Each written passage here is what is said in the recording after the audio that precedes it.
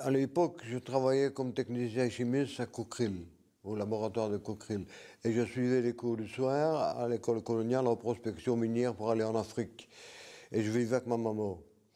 Alors, ma mère est décédée, j'ai tout laissé tomber et j'ai pensé qu'on pouvait aider les Américains, qu'on le devait, et que je pouvais faire un voyage. Et en même temps aller voir un peu les roches et ce qui se passait par là.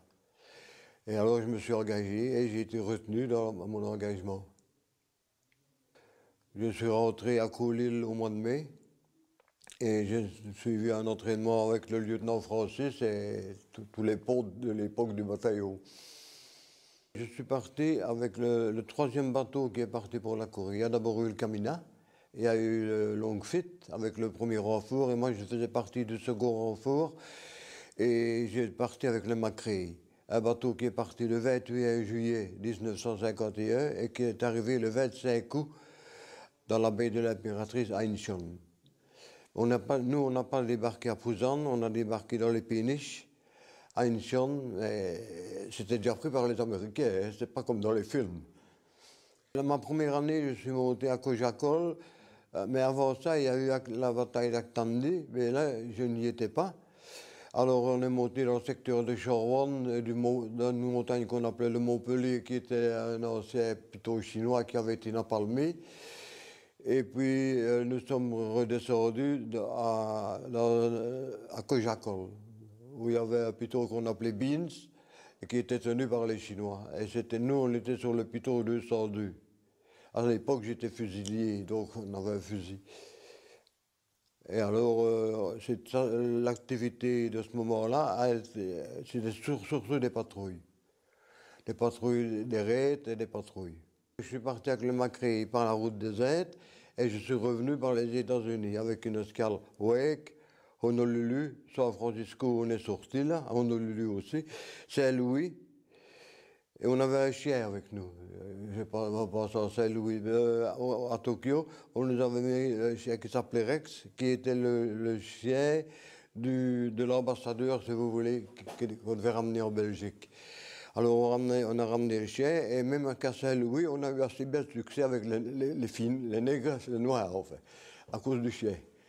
Alors on est allé là sur Springfield, dans le Massachusetts, puis à Newfoundland, dans Terre-Neuve, puis alors les Açores, et puis Bruxelles, et là je suis rentré dans la vie civile. Je suis revenu en Belgique, et alors je ne savais pas me réadapter. Et comme j'étais seul et libre, puisque je vous ai dit que j'étais parti la première année suite au décès de ma maman, que j'avais pensé aller comme prospecteur au Congo, mais tout ça a chamboulé avec la Corée. Alors j'ai rempilé, comme on dit. Alors j'ai été envoyé à Namur et puis j'ai refait l'instruction commando en Amsterdam. Et puis le 8 décembre, je suis reparti pour la Corée. On est parti avec un avion, donc Beyrouth, Karachi, Rangoon, Saigon, où on a fait une sortie du tonnerre avec les légions. On était dans une caserne de la Légion, ça c'est inoubliable. Puis Okinawa, où j'ai mangé un homard pour déjeuner. Oui, c'était comme ça chez les Américains. Et puis Tokyo, où on a sorti, on a réembarqué pour la Corée en bateau jusqu'à Busan, et là en train. Et alors on a été en entraînement, mais pas longtemps, on a été rééquipé, et alors j'étais envoyé au Whitehorse. Donc je faisais partie de la compagnie A. Ma première année, j'étais à la compagnie B, et la seconde année à la compagnie B, au premier peloton. Et alors j'ai été versé à la section de mitrailleuse, une pointe 30. C'est une pièce qui pèse 20 kilos, mais on était à 4 pour la porter. Hein. On l'a démontée. Et alors on était envoyé au Whitehorse, il y avait des cadavres partout. Parce qu'il y avait eu des très grandes batailles, et alors l'artillerie chinoise et l'artillerie américaine, ils n'ont pas regardé. Ils ont fauché leur tout. Et alors nous, on était en avant, la compagnie A était en avant-poste, peut-être à 200 mètres de ligne, ça je ne vais pas me prononcer parce que je n'ai pas mesuré. Et alors, on avait trois pitons qu'on appelait les trois sœurs. La nôtre, ça s'appelait Suzanne. Et au-dessus, on avait mis un arbre de Noël, parce que c'était le mois de décembre 52. Donc. Et alors on recevait de temps en temps des tirs de mortier. Ça arrivait, les Chinois étaient en face. Alors ce qu'ils faisaient aussi, c'est qu'ils avaient un haut-parleur. Alors ils envoyaient de la musique. Parfois du jazz, parfois belge, qu'est-ce que vous faites là, enfin, des trucs comme ça. Nous, ça nous intéressait parce que quand on était de garde, ça nous empêchait de nous endormir. On écoutait, sinon on somnolait et puis on s'endormait. Il faut vous dire ce qui est. Et alors, oui, on est sur Suzanne. Et alors, on recevait des checkages. Tous les jours, par exemple, à la même heure, ça c'était un tour, on tirait pour tester les armes. Mais les Chinois, ce n'est pas des imbéciles quand même. Ils avaient repéré qu'à ce moment-là, il y avait des activités. Alors, ils nous bombardaient. Ils nous envoyaient des mortiers. Et un jour, ça c'est dans les 4 histoires qui m'ont marqué sur la guerre de Corée, le lieutenant, je crois que c'est Bonnevie à l'époque, il nous dit tu vas aller chercher les sites ici, les Korean Transport Corps. Eux, pendant la guerre 40-45 en Italie, ils montaient sur des mulets. Ben, nous, c'était les Coréens qui montaient avec les rations, des jerrycans d'eau et de tout. Alors, on avait chacun une tâche, tous les jours, d'aller les chercher. Alors, j'étais avec un autre soldat qu'on appelait Émile, mais nous, on l'appelait Marie. C'était le nom de sa bonne amie. Il y a beaucoup de surnoms comme ça qui sont venus. Et alors, quand on est descendu, ça se passait bien, c'était le jour. On arrive dans une tranchée, on entend hurler, hurler, hurler. Et là, il y avait un Coréen qui faisait partie du bataillon belge qui brûlait. C'est-à-dire qu'il faisait très froid, et alors il y avait des boîtes de poids 50, ce sont des boîtes dans lesquelles on met les cartouches, ou de poids 30. Alors il y en a qui mettaient de l'essence dedans, et dans la tranchée, ils chauffaient. Nous, là, c'était une boîte du napalm, de la gelée d'essence, comme ça. Et je veux dire, entre parenthèses, que ma première année, on a fabriqué nous-mêmes, on mettait de la confiture dans l'essence. Et on mettait une grenade au phosphore dedans. Donc, c'est sur des pièges, hein, et en dessous des bidons. Parfois, c'est les rats qui faisaient sauter. Ça, c'était pas les Chinois, c'était les rats qui couraient sur les pitons. Et alors...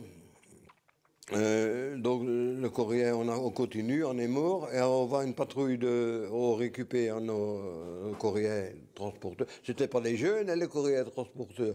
C'était déjà ceux que j'ai pris ce jour-là, c'était déjà des âgés. Alors on reprend le chemin des crêtes, parce qu'on marchait sur la crête, le côté était miné. Et alors à un moment donné, un mortier qui tombe partout. Et il faut vous dire que c'était au Whitehurst que ça se passait. Et au Whitehurst, comme je l'ai déjà dit, il y avait des morts partout. Et il y en avait même qui servaient de marche d'escalier. Ils étaient recouverts, ils étaient gelés dans le sol tellement il faisait froid. Et alors, on s'agglomère un sur l'autre, c'est des stèses. Et puis alors on se dit qu'il faut passer. Alors je dis à Herman, à Émile, toi tu passes le premier. Et puis, dans 4-5 minutes après, on envoie un Coréen avec sa caisse de ration et ainsi de suite. Et arrivé à mon tour, j'avais un dernier Coréen, c'était pas un jeune, pas un vieux. Et alors, à un moment donné, il panique. Et je dis, on reste ici, on va se faire tuer de toute façon. Alors, je sors mon revolver, c'était un P45, et je dis, tu y vas, ou c'est pas les Chinois, c'est moi. Je pense pas que j'aurais fait. Alors, il y va, il arrive dans la descente du cut, et il y a un mortier qui tombe. Et il tombe dans le barbelé, il était comme ça dans le barbelé, et il avait un éclat dans la tête. Alors, je remonte, et je le dis au lieutenant, et il avait vu puisqu'ils étaient au-dessus. On attendra le soir, et il me dit, qu'est-ce que tu as fait de sa caisse de ration? Elle était sur son dos. Et alors, le soir, ils ont envoyé une équipe pour prendre les rations C et reconduire la dépouille. Ça, c'est au Whitehorse.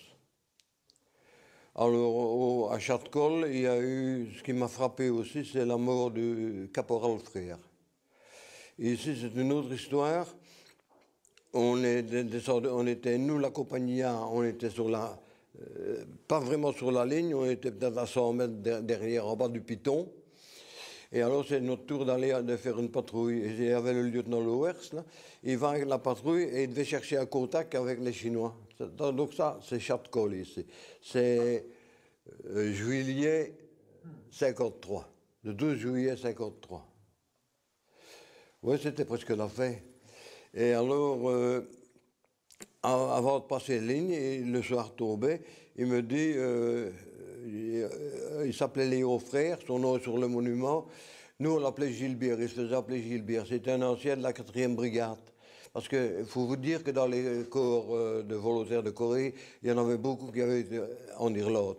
J'avais eu l'occasion de faire mon service militaire, j'avais 17 ans en Irlande, enfin 18 ans dans l'année. Et eux, c'était des anciens de la 4e. Donc, on était déjà groupés. Il me dit, John Moore, il me dit, alors, tu ne reviendras pas. On se charriait comme ça.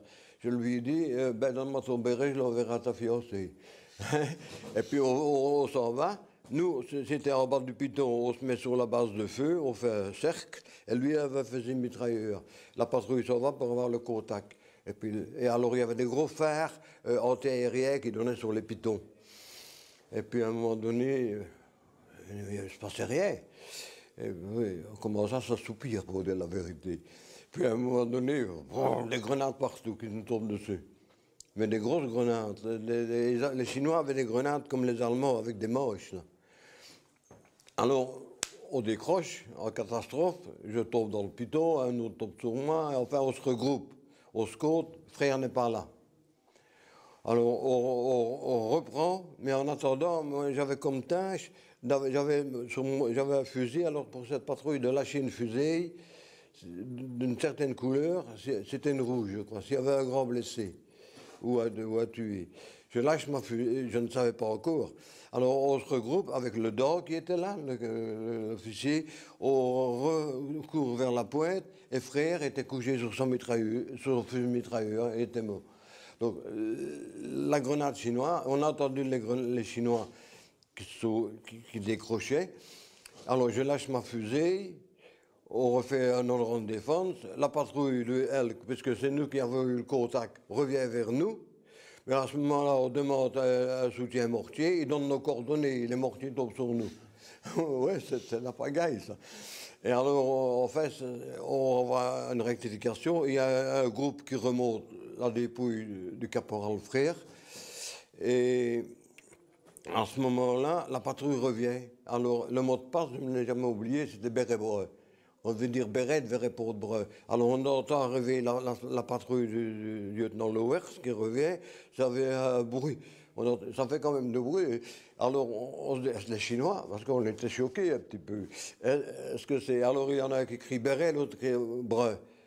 Alors, la patrouille au-dessus du piton, au lieu de voir les phares antérieurs donnent sur nous, ben on demande directement de les éteindre parce qu'on était visible. Alors là, il demande la compagnie, je crois que c'était la ville, il demande, on lui signale une patrouille. À ce moment-là, il voit plus de groupes, il tire à la pointe. Ouais, c'était la pagaille. Et alors, on s'est regroupés. Enfin, les TS ont fait leur boulot et on est remonté à la ligne. Ça, c'est la troisième chose qui m'a frappé. Et la quatrième, c'est le raid sur l'Opi Carole. J'ai pas vu grand-chose, mais c'était quand même grave. Là, on avait reçu pour mission Carole, nous, on l'appelait Olga. Parce que Olga, c'était le nom de ma mitrailleuse. J'avais repris la mitrailleuse. L'ancien chef de pièce, il avait une bonne amie, il se donnait le nom, il s'appelait Olga. Elle appelait sa mitrailleuse Olga. Et alors l'OPI s'appelait, comme on avait relevé la compagnie ici, l'OPI l'avant-poste c'était Carole. Et nous, on l'avait appelé Olga, à la compagnie A. Et alors on avait dû faire un raid sur Olga. Donc ouais, c'était un avant-poste. Et il n'y avait jamais beaucoup de personnes dessus, mais c'était les ordres. Alors à ce moment-là, 3 jours avant, tout y resterait. C'était comme un gros terril. Vous imaginez un piton et un gros terril au-dessus d'une tranchée en cercle et là-dedans les bonhommes. Et c'est là que Albert a été blessé. On a commencé à monter et alors les chars ont tiré. Alors, Et alors là, on a dit que c'est des mortiers chinois. À mon avis, à moi, c'est le char américain qui a tiré trop bas. J'ai reçu un éclat ici, mais on avait des vestes blindées. Hein. La veste était remplie de petits scrapnels. Alors, Dufresne de Namur, lui, il a été salement touché. On a continué à monter. On a monté dans les tranchées chinoises. Je n'ai pas vu un chinois. Et alors, après qu'il se montait, Albert, à ce moment-là, un copain qui avait un fusil mitrailleur, avait laissé une jambe de son pantalon dans les barbelés. Et lui était blessé au bras. Et il avait reçu un éclat, un scrapnel. On lui a mis un garrot. Et alors, dans le bain, le Kosovo, le lance-flamme, a tiré, a lâché son lance-flamme. Et moi, en protection, j'ai tiré au-dessus de lui, que mon canot s'est enrayé parce qu'il devenait presque rouge. Parce que dans les films, vous voyez qu'ils prennent la mitrailleuse, c'est de la blague, hein, ça, il faut des gants d'amiante. Et alors, on l'a tiré, et puis on s'est replié, on a reçu l'ordre de se replier, on s'est replié. Alors Albert et moi, on s'est retiré, lui avec son fusil mitrailleur et moi avec mon point 30. Et alors, on avait, en bas, on a dû remettre les armes.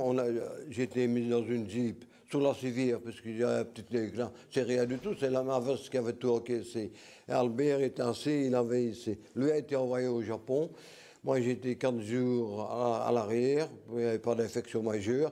Et je suis revenu en attendant, les Chinois, bon, lâchaient des mortiers partout. C'était surtout ça chez eux, les bombes de mortier. C'est les 4 choses que j'ai vraiment retenues, en fait. Ce que moi, la guerre de Corée m'a apporté, c'est que j'ai connu ma femme. C'était ma marraine de guerre.